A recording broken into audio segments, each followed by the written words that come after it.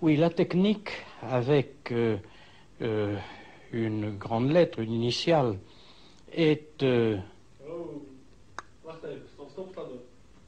Ah.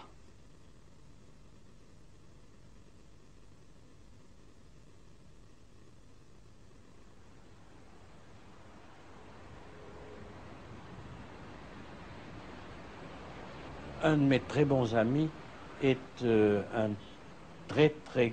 a été un très grand chirurgien, et dans une discussion que l'on avait sur ces problèmes de la technique, les progrès de la technique, et on lui a dit, mais enfin, voyons, vous qui êtes un grand chirurgien, vous savez bien tous les progrès de la technique chirurgicale, etc. Et c'est un homme qui a beaucoup d'humour. Et il a dit, bien entendu, je connais très bien les progrès de la technique médicale, mais est-ce que vous vous posez la question? Nous pouvons, par exemple, remplacer un cœur, remplacer un foie, remplacer des reins, mais d'où viennent ces reins, ce cœur, ces poumons, d'où viennent-ils? Il faut qu'ils soient sains, il faut qu'ils soient en bon état, et pas atteint d'une maladie. Il faut qu'il soit frais. Alors il n'y a qu'une véritable source, ce sont les accidents d'automobile. Alors si vous voulez multiplier ces opérations, il faut multiplier les accidents d'automobile. Si vous voulez diminuer les accidents d'automobile, vous diminuerez les remplacements de ces opérations magnifiques. Alors, évidemment, tout le monde a été un peu étonné, un peu choqué. Mais avec son humour, il posait une vraie question.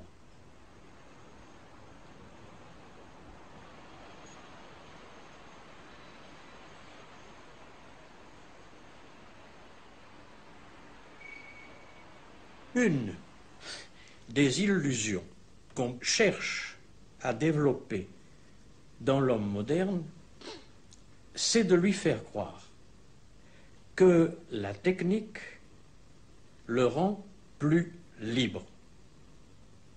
Si vous utilisez tout un tas de moyens techniques, vous êtes plus libre. Libre de quoi? Ah, vous êtes libre de manger des bonnes choses, c'est vrai. Si vous avez l'argent. Vous êtes libre d'avoir une auto qui vous permet de voyager. Vous êtes libre d'aller à l'autre bout du monde, de visiter Tahiti. Vous voyez, la technique vous permet d'être libre. Vous avez des images qui viennent du monde entier. C'est merveilleux, c'est extraordinaire. Donc, vous avez un univers libre devant vous. Je pense à un petit fait. L'auto. Eh bien, au moment des vacances, 3 millions de Parisiens, chacun va décider tout à fait librement qu'il prend son auto pour aller vers la Méditerranée. Ils sont 3 millions à décider librement de faire la même chose. Alors je dis, est-ce que vraiment l'auto est un moyen de libération? Sinon, absolument pas une seconde réfléchie qu'ils sont en définitive rigoureusement déterminés par l'appareil technique, par le genre de vie qu'ils mènent, et qu'ils sont une masse, en définitive, parfaitement cohérente.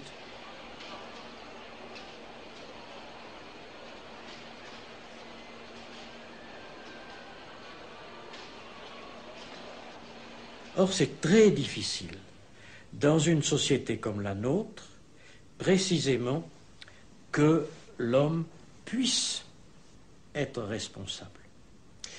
Je prends un exemple simple, un barrage électrique qui craque. Bon. Qui est responsable? Il y a les géologues qui ont fait l'étude du terrain, il y a les ingénieurs qui ont établi le profil du barrage, il y a les ouvriers qui ont construit le barrage, il y a les hommes d'État qui ont pris la décision de faire le barrage à cet endroit. Qui est responsable? Personne. Il n'y a jamais de responsable, nulle part. Et dans toute la société technicienne, parce que les tâches sont toutes particularisées, c'est-à-dire divisées en petites fractions, il n'y a jamais de responsable. Mais en même temps, il n'y a jamais d'homme libre. Ils sont tous insérés à un certain niveau du travail à faire, et puis c'est tout. Et je pense à cette excuse épouvantable qui a eu lieu. Pour moi, ça a été une des choses les plus épouvantables que j'ai entendues.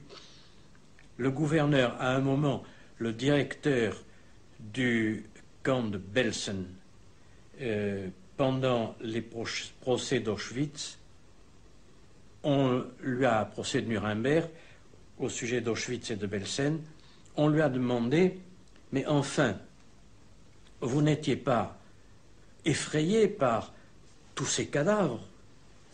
Il a répondu, mais que voulez-vous?